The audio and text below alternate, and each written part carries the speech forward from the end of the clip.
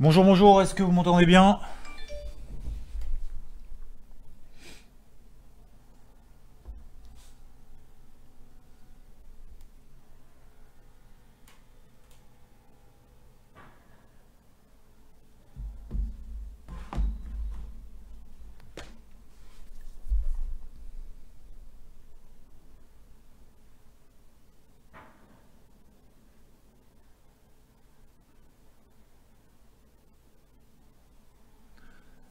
Est-ce que vous m'entendez?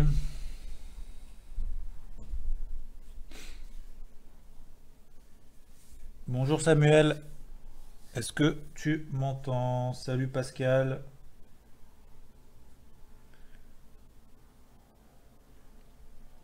Alors, je suis connecté juste 2 minutes à l'avance parce que même si je suis levé depuis très tôt ce matin, avant 4 heures du matin, pour préparer la semaine, parce que vous savez qu'il y a quand même un retour de la volatilité, donc ça va être une semaine quand même très, très importante en termes de trading, très importante notamment pour les configs, etc.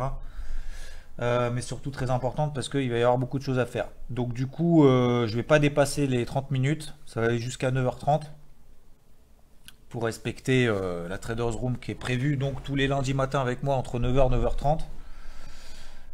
J'espère que c'est bon, vous avez pris votre café, que vous avez bien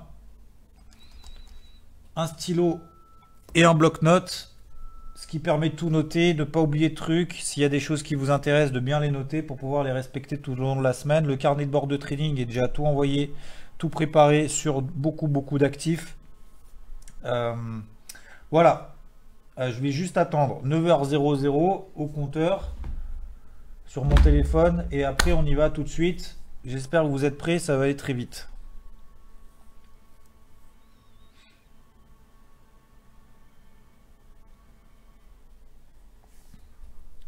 Alors je vais juste en profiter, je vais faire...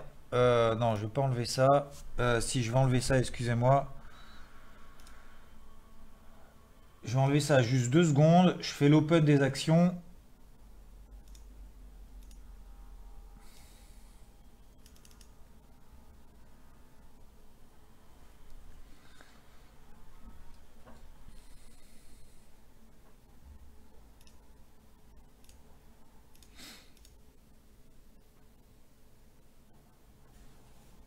Waouh.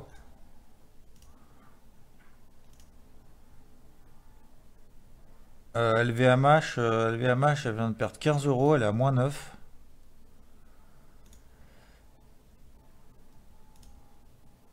Hermès, pareil. Bon, grosse tatane sur le secteur du luxe. Alors vous savez, justement, bah alors ça va faire l'intro. Vous savez que sur le CAC 40, est-ce que vous savez quelle est la plus grosse pondération du CAC 40 en ce moment? Je vais mettre le chat là-haut. Vous savez quelle est la plus grosse pondération du CAC en ce moment? C'est LVMH. Vous savez que les plus gros rebonds qu'on a vu depuis le début de l'année, notamment sur le CAC 40, on va parler du CAC 40, après on va parler bien évidemment des autres indices très rapidement, c'est simplement pour faire l'introduction, pour attendre celles et ceux qui sont en train de se connecter.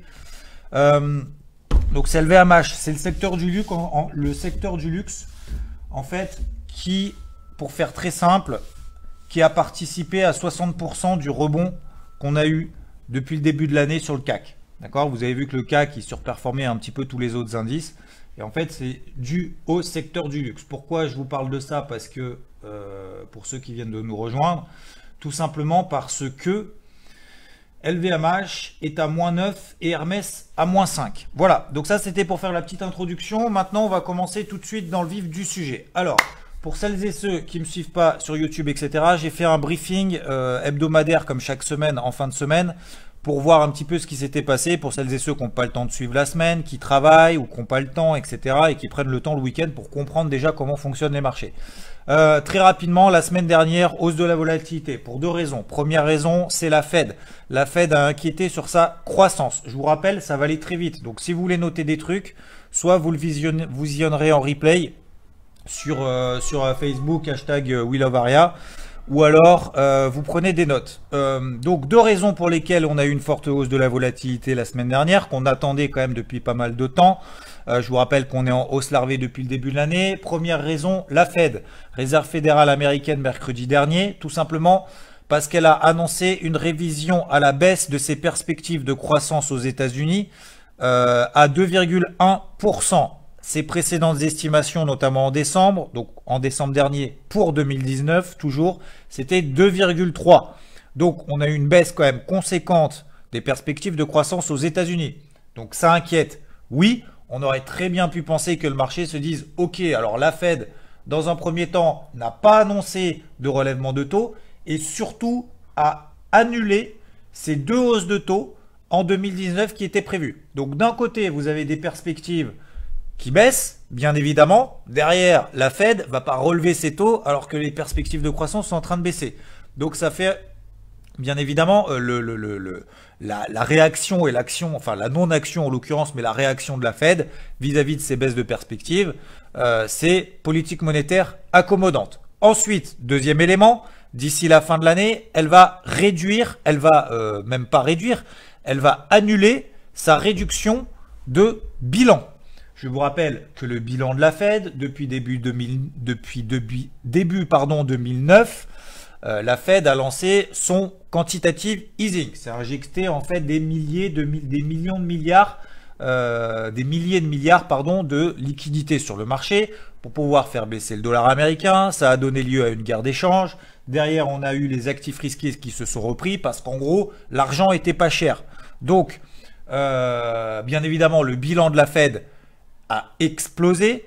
Il est maintenant de 3800 milliards de dollars alors qu'elle réduit jusqu'à présent, et elle va le réduire encore, mais elle va l'arrêter d'ici la fin de l'année, de 50 milliards de dollars par mois. Donc il y a encore un bilan qui est absolument monumental.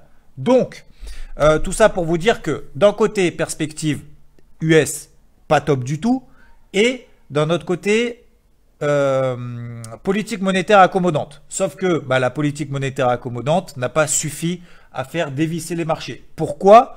Parce qu'on a eu également, en fin de semaine, il y a eu une palanquée de statistiques partout, à droite, à gauche. La plus importante et la plus marquante pour moi et pour le marché, c'est le PMI manufacturier en Allemagne. Très rapidement, le PMI manufacturier en Allemagne, c'est en gros un sondage sur 500 directeurs d'achat, d'accord, qui vont donner leur avis sur en ce moment, est-ce que dans leur boîte, est-ce qu'il y a des stocks, est-ce qu'il y a de la croissance, est-ce qu'il y a du chômage, etc., etc. Et en fait, ils vont donner une note. Sur ces 500 directeurs d'achat en Allemagne, je vous rappelle que l'Allemagne, c'est la locomotive de la zone euro, d'accord? C'est la plus performante, celle qui marche le plus, etc., etc., le mieux. Et du coup, ce PMI manufacturier en Allemagne est ressorti sous 50. 50, c'est le niveau 0, on va dire, c'est-à-dire au-dessus de 50. Un chiffre au-dessus de 50, ça veut dire que c'est 500 sondés de directeurs d'achat. Au-dessus de 50, c'est croissance. En dessous de 50, c'est contraction de l'activité. Et il est ressorti au pire chiffre depuis 2012. Donc, je ne vais pas dire que c'est catastrophique, je ne vais pas vous alarmer ou quoi que ce soit, mais en gros, c'est pas bon du tout. Donc, partout, que ce soit en Chine, aux États-Unis, en zone euro, les perspectives de croissance sont pas top du tout. Alors que la Banque Centrale Européenne, malgré le fait qu'elle ait lancé, vous savez, les TLTRO, donc ces espèces de crédits, des taux de crédit aux banques inférieurs à ce qu'ils proposent habituellement pour pouvoir relancer les crédits, que ça soit la consommation, mais pour les particuliers également pour les entreprises, et ben malgré ça, le marché n'apprécie pas du tout. Donc, je vous rappelle qu'on est potentiellement, on en avait parlé ici, j'en avais parlé il y a 3 semaines dans cette Traders Room ici. J'en parle un petit peu partout, bien évidemment, en priorité également sur IVT.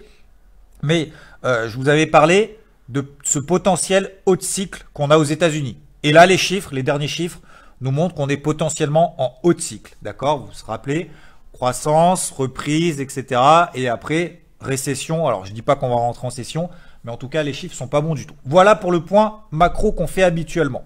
Donc voilà ce qui s'est passé, retour de la volatilité, etc. un petit peu partout. Maintenant, qu'est-ce qu'on va faire? Alors, il y a bien évidemment, je vous le rappelle, pour ceux qui étaient là ou ceux qui n'étaient pas là, on ne cherche que des stratégies vendeuses en swing. Je vous l'ai répété la semaine dernière. Je vous ai dit, oui, on peut toujours payer en intraday parce qu'on est toujours dans des tendances haussières. Par contre, en swing, c'est-à-dire sur des prises de position sur plusieurs jours, voire 1-2 semaines et voire au-delà, le timing acheteur n'est absolument pas intéressant. Donc, si j'ai des signaux baissiers sur des unités de temps longues, c'est-à-dire H4 et au-delà, je ne cherche que des ventes. Ok? J'espère, je ne sais pas s'il y en a qui étaient là la semaine dernière ou pas. Vous pouvez le confirmer si vous l'avez bien compris. J'espère, j'ai pas eu le temps de regarder dans le chat, etc. Un petit peu partout sur les réseaux, notamment sur hashtag WillOvaria, si vous avez suivi ou pas et si vous avez réussi ou pas votre semaine. Mais voilà la stratégie. Donc bien évidemment, maintenant qu'on a des signaux baissiers partout, c'est pas maintenant qu'on va chercher des achats. Au contraire, on va renforcer les positions vendeuses. Alors, renforcer les positions vendeuses, ça ne veut pas dire qu'on va vendre n'importe où, n'importe comment, mais l'objectif, ça va être bien évidemment de trouver des zones de résistance intraday sur lesquelles on va estimer qu'à ce moment-là, on va prendre des signaux baissiers. Identifier, je répète, identifier des zones de résistance, d'accord? Donc Pierre Pascal confirme, merci à toi. On va identifier des zones de résistance sur lesquelles, une fois qu'on arrive sur ces zones, on va chercher des ventes sur des unités de temps courtes.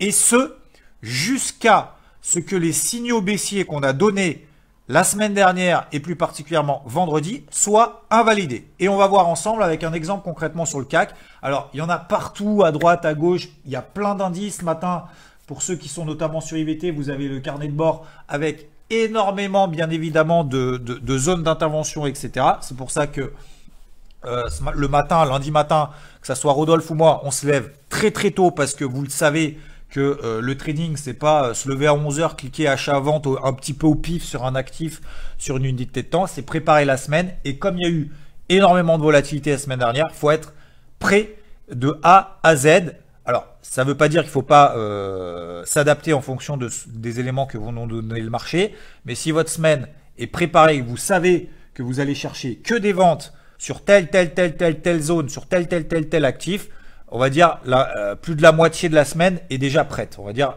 les 3/4 de la semaine est prête. Après, on va chercher des signaux et on va chercher les actifs qui nous donnent des signaux sur les unités de temps qu'on a décidé. Donc, concrètement, je vous l'ai donné ici. Donc, on a vu d'ailleurs, on avait parlé, je ne sais pas si on avait parlé ensemble du Brent, donc du pétrole plus globalement, Brent WTI, notamment de l'IBEX et également de l'indice australien sur lequel je vous disais déjà dès le lundi, regardez, ils sous-performent, ils sont sous des zones de résistance, etc., etc. Au-delà du fait qu'on cherchait des signaux baissiers, notamment sur les indices, sur des unités de temps au-delà du H4. Donc, on va le voir ensemble. Ici, hop, je vais changer mon truc. Voilà. Alors, je suis ici sur le CAC. Ça va être très simple. Mon truc qui bug, je change.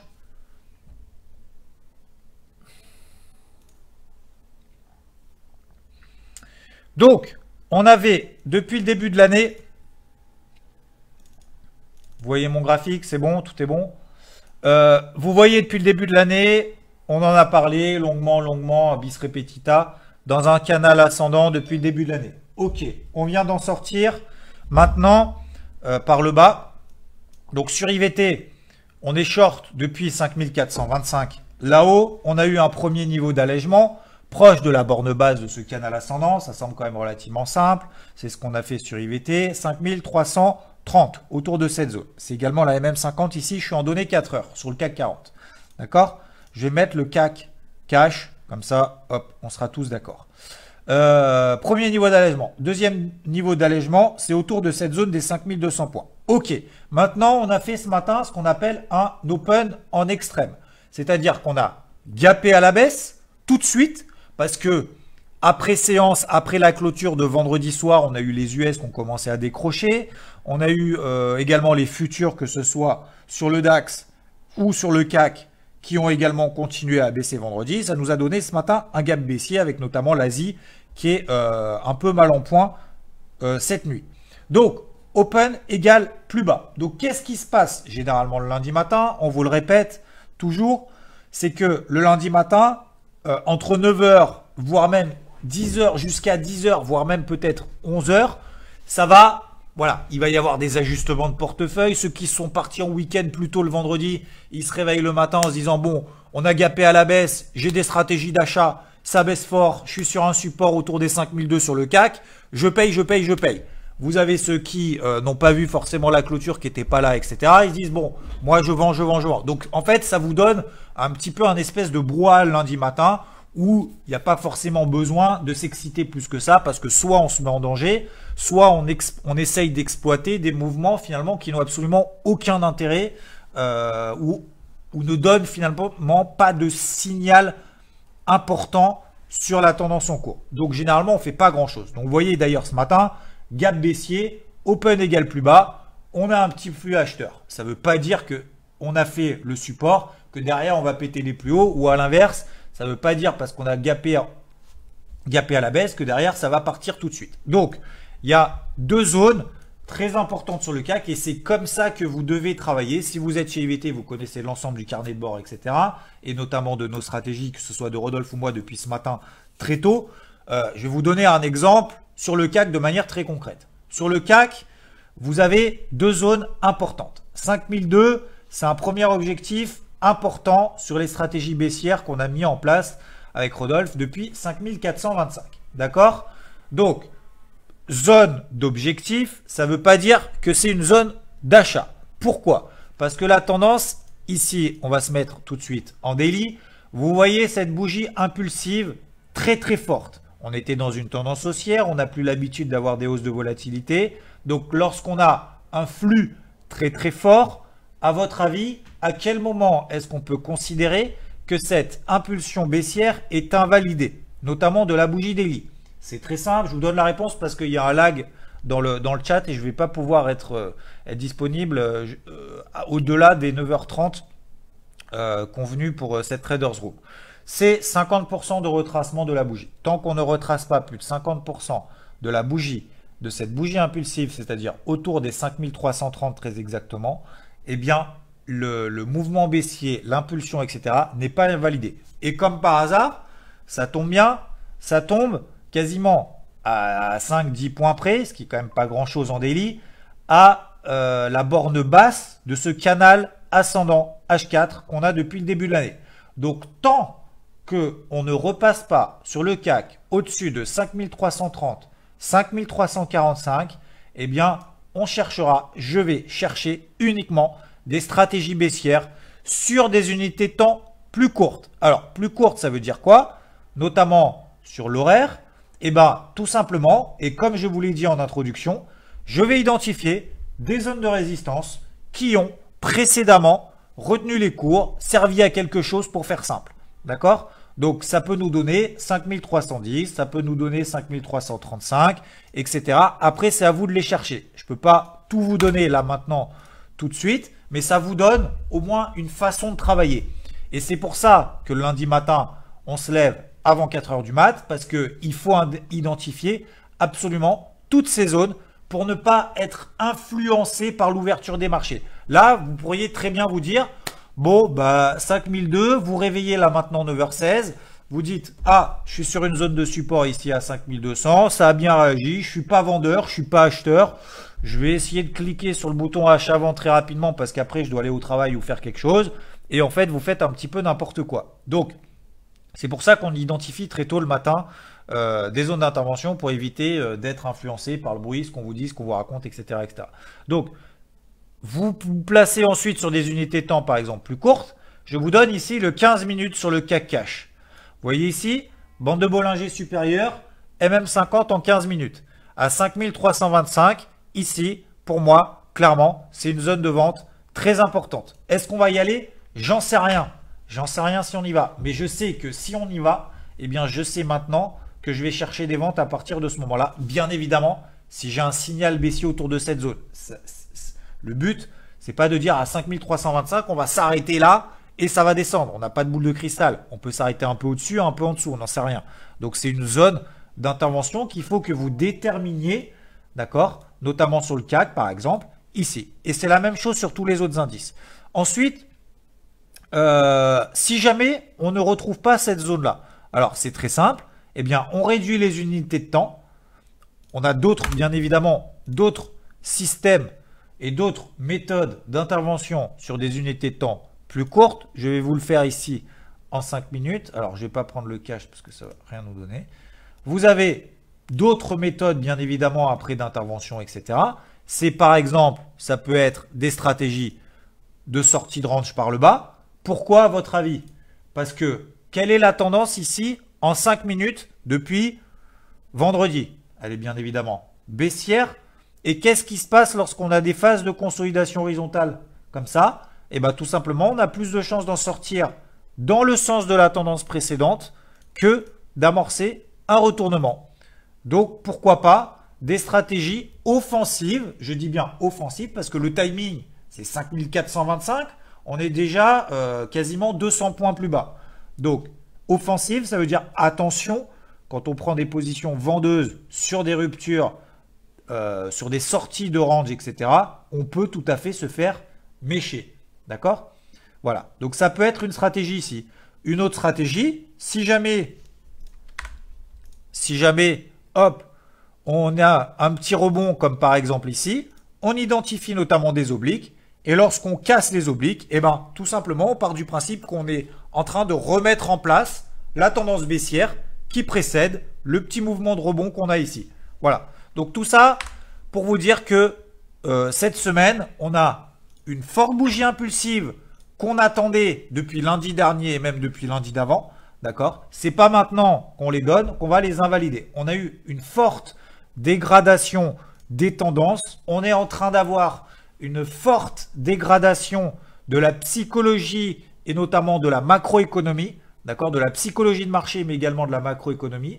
Donc ça risque de nous donner des poursuites de tendances baissières qu'on a eu lieu. Donc les zones par exemple sur le CAC c'est 5002, en dessous de 5002, prochaine zone, etc., etc. Je ne suis pas là pour faire de l'analyste ou quoi que ce soit. Je suis là surtout pour vous essayer de vous aiguiller comme je le fais chaque lundi matin. Est-ce que vous avez des questions là-dessus? Tous les autres indices, c'est bien évidemment quasiment la même chose. Vous regardez l'indice australien dont on avait parlé la semaine dernière. Je vous avais dit attention, 6200 points. 6200 points, si on passe sous les 6150, et ben ça nous donne finalement une confirmation du fait que cette zone de résistance tient, etc., etc. Et je vais vous donner l'IBEX parce que je vous en ai parlé en préambule. Regardez le travail que vous devez faire, notamment sur des unités de temps longues. Regardez l'IBEX ici. Si vous regardez, et ça c'est hyper méga important, c'est peut-être même le plus important que vous devez faire au quotidien, c'est identifier les tendances. Lorsque vous arrivez, hop,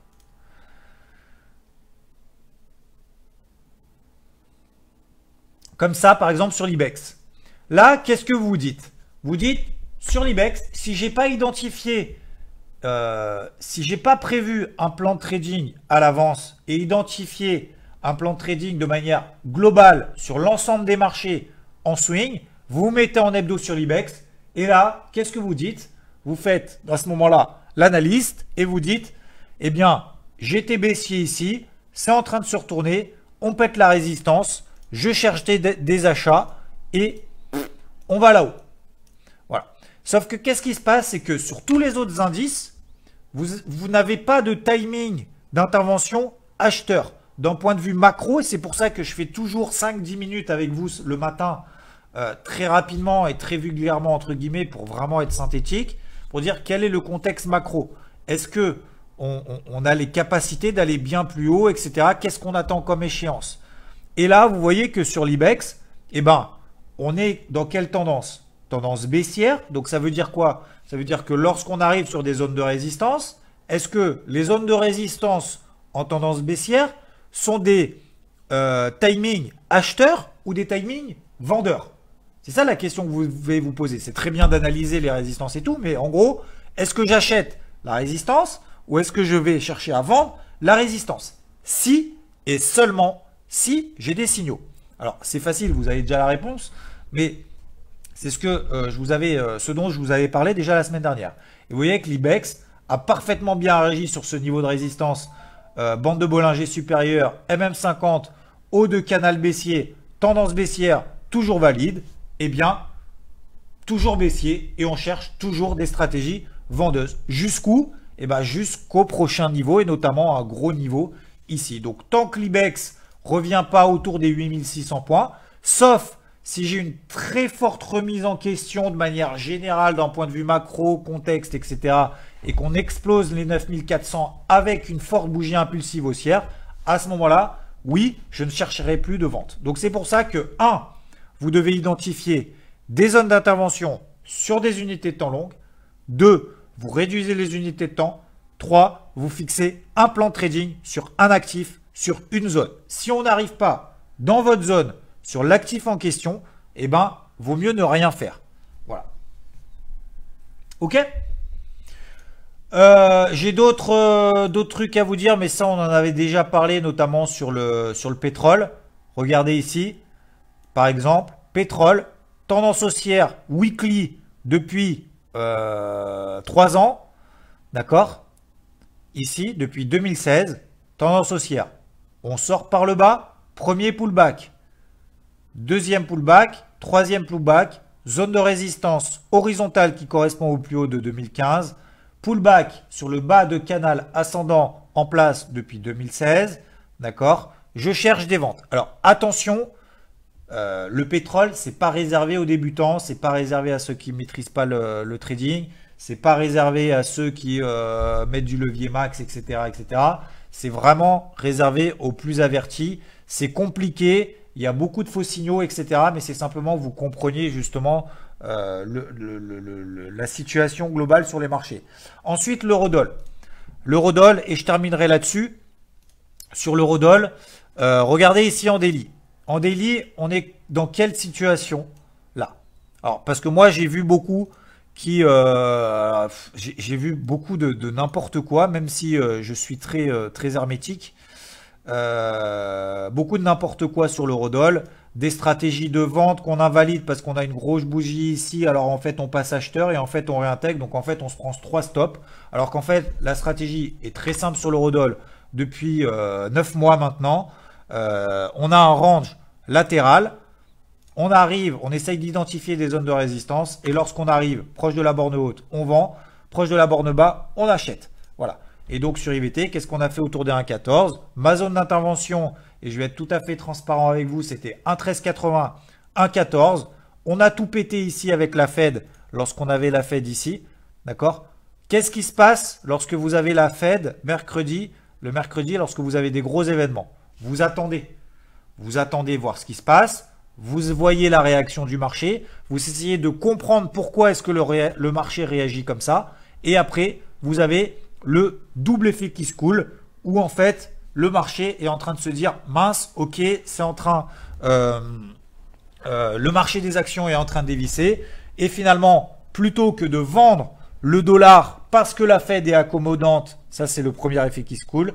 Deuxième effet qui se coule, au final on achète plutôt du dollar et en plus derrière la grosse bougie rouge, c'est ce dont on a parlé en introduction, comme ça la boucle est bouclée, c'est le PMI en Allemagne pourri. Donc, activité en Allemagne, horrible. Et derrière, vous avez l'eurodoll qui enfonce. Donc, qu'est-ce qu'on a fait? Eh bien, tout simplement, on attend. La zone se fait éclater ici à 1,1380. C'était ici ma zone de vente. On attend, on attend. On se place sur des unités plus courtes, des unités de temps plus courtes. À ce moment-là, vous avez un signal de retournement. On prend le signal. Hop. Et derrière, ça confirme. Et qu'est-ce que vous avez ici? Comment ça s'appelle?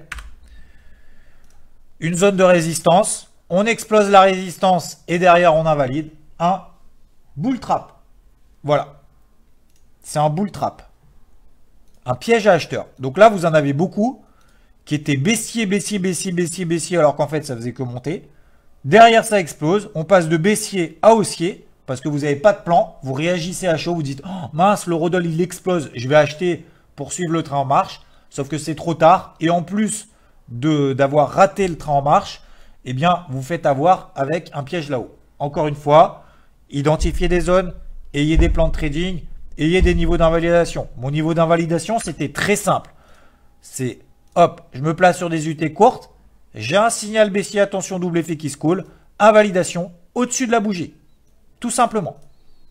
Et derrière, on n'est jamais repassé. On aurait très bien pu faire la mèche, hein, j'aurais très bien pu me faire avoir ici, sauf que ce n'était pas le cas. Et maintenant, il vaut mieux être vendeur et rester à la vente pour viser, pourquoi pas, en 12-20. D'accord? Donc, l'eurodoll, je vais arrêter de vous expliquer ce qui s'est passé la semaine dernière. L'eurodoll, c'est très simple, la stratégie reste intacte. On arrive proche de zone support, ici, on cherche des achats. Proche des zones de vente, ici, proche de zone de résistance, on cherche des ventes, tout simplement.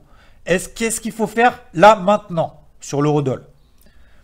Option 1, on fait n'importe quoi, on achète, on vend. Option 2, on attend patiemment les zones d'intervention, ici, des zones de support ou de résistance qui sont pertinentes. Ne pas trader, c'est pas ne rien faire, c'est attendre le bon moment, se placer au bon moment lorsque vous avez des signaux clairs. Le signal, il était au-dessus de 1,14, on est à 1,13, c'est trop tard. Est-ce qu'il faut acheter là? Non, on a une forte bougie impulsive baissière, on peut aller chercher un petit peu plus bas. Ok? Voilà, messieurs, dames, j'espère que ce point global vous a permis au moins de noter 2-3 éléments qui vous permettront de bien gérer votre semaine. D'accord? Identifiez bien vos zones d'intervention. Sur des unités de temps, vous éparpillez pas. Si vous êtes débutant, ça ne sert à rien de vous éparpiller sur 10 000 actifs. Moi, ça fait 15 ans que je fais ça, donc c'est normal que je puisse en identifier des zones partout et je me lève très tôt le matin pour pouvoir le faire, notamment sur du swing trading. D'accord? Je vous rappelle que je travaille dans la grande majorité sur de l'intra-swing, sur du H4 ou du daily, donc sur des unités de temps quand même relativement longues. Mais lorsqu'on arrive dans les zones d'intervention, notamment par exemple quand on l'a fait sur IVT avec Rodolphe sur la zone des 5400, 5425 sur le CAC, eh bien on y va à ce moment-là. Ok? Voilà, messieurs, dames, je vous souhaite à toutes et à tous une très bonne semaine. Je vous dis à plus tard. Bye bye.